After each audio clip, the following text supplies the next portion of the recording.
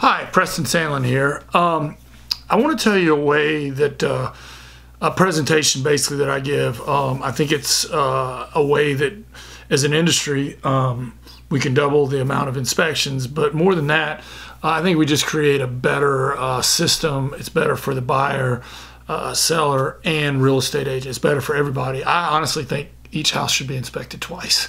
I think the seller should have an inspection and the buyer should have their inspection. I mean, they each have a real estate agent. If you go into court, you each have a lawyer. I don't understand why you each wouldn't have an inspector. My thought has always been to have an inspector come and identify what things are wrong. Then you have the chance to address them, maybe get them done in a more costly manner, or you make an adjustment for that in the price, and then you don't have that blow up on the back end. Now, I recommend the buyer bring in an inspector because things can change over time. And maybe that first guy did miss something. I absolutely tell you he's going to find small stuff. What we do in our business is if they find something over $2,000, we'll refund their money because we should have found that. But I can guarantee you he's going to find small stuff, and I would find small stuff if I went behind them. So let's get to it. Pre-inspections. I think they're a good idea, but there's two big objections of why they never take off. Those two big objections are cost. Nobody wants to pay for it, right? And the second objection is, well, why am I going to get an inspection, fix all this stuff? Buyer's going to come in, do another inspection, then I got to do it all over again. Why don't I just do it once? I kind of touched on that first one, the second one already, but let's go to the first one.